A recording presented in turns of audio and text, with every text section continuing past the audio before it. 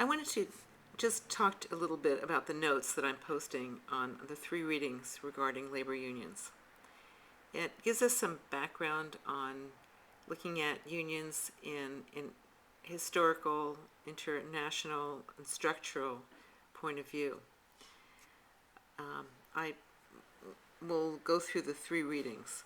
So the first one is called the U.S. Labor and Working Class History 101, Questions and Answers, and it's by a PhD who works on an international honors program.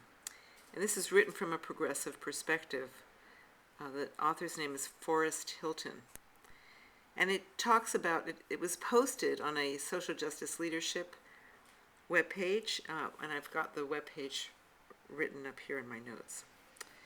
So Hilton is critical of unions, but he also wants to help people understand what the nature of unions are, as well as thinking that unions do have a lot of potential for leadership.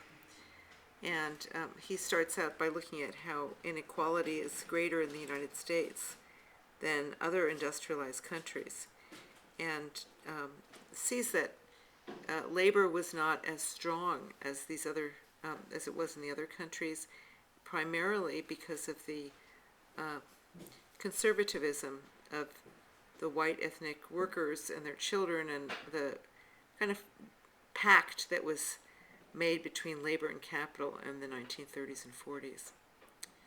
So this also meant that there was no Labor Party in the United States, that the Democratic Party, with all of its limitations, would be the voice of workers invested by the unions. So this continues to be a problem today. And so Hilton talks about the historical trajectory of U.S. Workers and explains how they are organized. Again, this is a discussion that people take, and it's from many different points of view. Hilton advocates looking at some of the ideological and racial inequalities within the United States, and how these contributed to conservatism in the labor movement, as well as the antipathy of employers to organized labor. So he talks about the 19th century, and during the Civil War, the rise of the American Federation of Labor. Late 19th century, the rise of radical immigrants and working class, which formed the International Workers of the World. The growth in the 1930s and the strength of the workers' movement there, birth of the CIO, the committees of industrial organizations, which went beyond white workers and craft workers to organize factories of immigrants and people of color to some extent. World War II had also a strong influence on the growth of unions, because there really was a toleration for unions as long as they helped corporate America in its fight against fascist Germany and Japan and Italy. But during the 40s, there were also union organizing that included attacks on workers trying to organize in the South and Southwest, and these were mainly black and brown workers, but also white workers who were trying to organize in multiracial unions. Ku Klux Klan was very important in fighting labor and any kind of progressive labor. After World War II, there was an anti-communist hysteria that purged the progressive anti-racist in the union movement, and any people had to sign loyalty oaths, and really transgressed on people's First Amendment and Fifth Amendment rights. In the 50s, there was a growth of suburbs, the GI Bill after World War II in Korea, and this primarily aided the upper strata of white workers, primarily male workers. But to some extent, there were women that were also benefiting from the growth of the affirmative action. And however, when affirmative action was extended in the 1960s and 70s for people of color and explicitly for women, there really was a lot of tension between the old guard and the unions and the folks who were trying to gain access and status. In the 1970s, the New Left, radical students, black and brown and red and yellow organizing is something that Hilton spent some time on, and talks about how there was a attempt to really create some kind of mobilization of folks in workplaces, and this infiltrated the labor movement to some extent. Since the 1970s, there's been an even stronger attack on unions in general, and a move of factories and industrial sector from the states where it was possible to organize unions to the right-to-work states where it's much more difficult. The laws make it harder to form unions. Many factories and industries also closed their door in the United States starting in the 70s and went to other countries where there's more suppression of union organizing, cheaper wages, and lower environmental standards. We're now living in the era of global capitalism. While former colonial countries have become independent, there's still a lot of neo-colonial influence from the West and also from China. And neoliberalism. Some of the characteristics of neoliberalism include the rise of corporate over elected officials, financial networks that allow for quick changes in capital movements, and not so much for freedom of labor or freedom to organize unions, increased militarism in police states. So this was a very provocative reading. The second reading is from the American Political Science Association. The journal is called The Perspective on Politics. It's called Organizing Power, the Prospects for an American Labor Movement. This is by Margaret Levi, an emeritus professor from the University of Washington, Political Science Department. And you can see that there's a lot of parallels in this article with the first one, although it's a little bit more mainstream. But the idea, the main argument, is that that labor has a critical role as a countervailing power within the American political system, but it has lost its way, and there must be intensified organizing, internal democratization, increased electoral and lobbying clout, and more than anything, a social movement, unionism, that's willing to mobilize with people outside of unions and, if necessary, on the streets. So the argument that Margaret Levi is saying is that unions are not just important for union members, but are one of the most effective U.S. institutions to fight for democracy and social justice. The membership is about 16 million, and this was written in 2003, which is a sizable block of people, and together with others, it can really have a lot of force in influence in politics.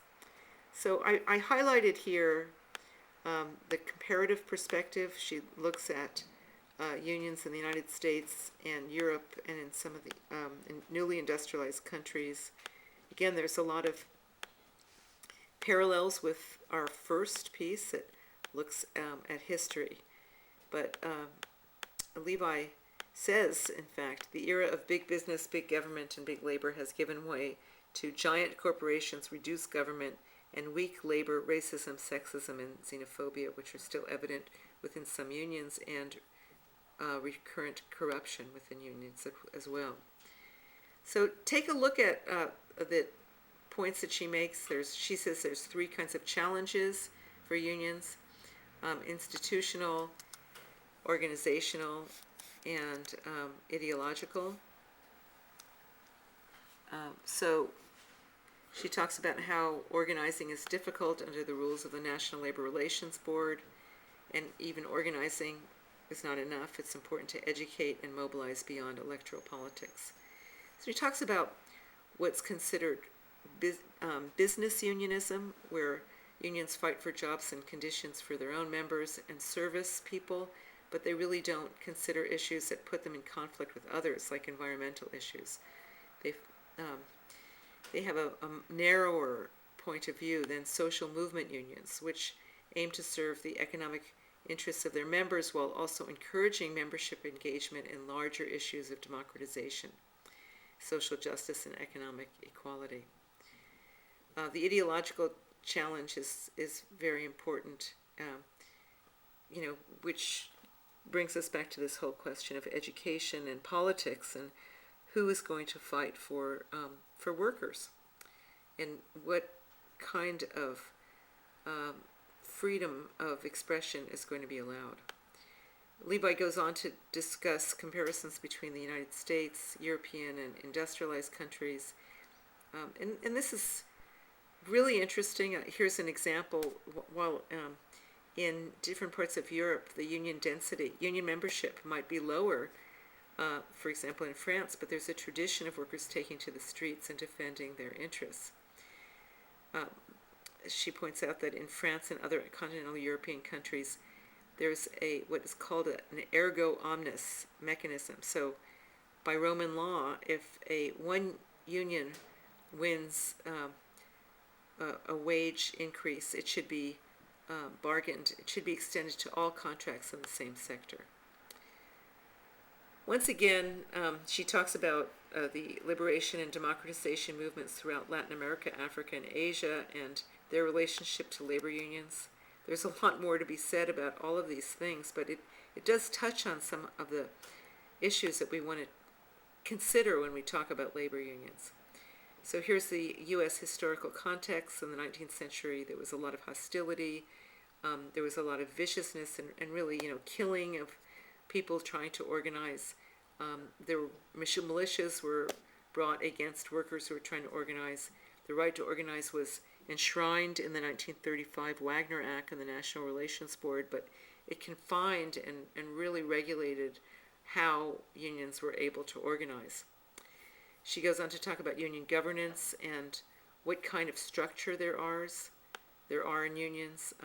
Questions about, do workers want unions? What can unions do? The role of protest and disruption. And then with what can unions do to change? And she talks about internal reform, spending more on organizing, building alliances, providing services beyond their members, building networks with community and religious groups, working with social justice campaigns globally and living wage campaigns locally. And once again, going beyond just organizing with the Democratic Party, but really organizing on the streets as well. So this is a really interesting article. So take a look at it, and there's a lot more information in it. The final reading I'm just going to point out is about labor union structure and administration. I don't really know where it originated. I got it off of a website that actually isn't functioning, but this is sort of in cyberspace. But I liked it because it was quick and easy reading that talks about labor union structure and administration. And it shows that labor unions are really structured very similarly to corporations, except that the members comprise the highest decision-making body of the union. They are to organize and formulate major policies for general administration. The members elect the executive board and the executive officers. However, like a corporation or even a nonprofit, the executive board and the officers have a lot of power, and if the general membership is not active and members don't go to their meetings, it's very hard to control the actions of the executive board and the officers. So finally, it talks about some of the characteristics of good union administration, common problems, how do members contribute to smooth and proper administration of the union, and what union funds are. They come from the membership, where do they go, and how are they safeguarded. So I hope you'll find this interesting. I'm going to just ask you to comment on these readings in terms of what did you learn new about unions. Okay, thanks a lot. Bye.